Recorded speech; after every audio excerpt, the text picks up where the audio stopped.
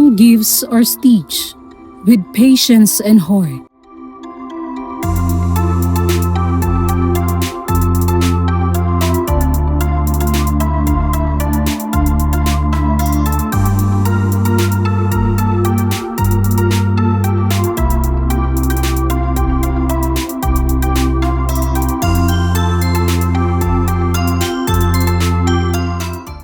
Galing pa po ako ng Baguio.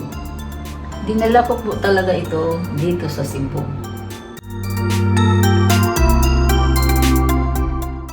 Ginawa ko po ito ng 4 na buwan kasi hindi ko po ito minamadali. Every stitch carries patience, care, and intention. Para po ito sa People's Governor, Governor Pam Balicuatro. A token of gratitude for a leader who stands for her people. Hindi po ito mamahalin, pero ang paggawa ko nito ay galing sa puso.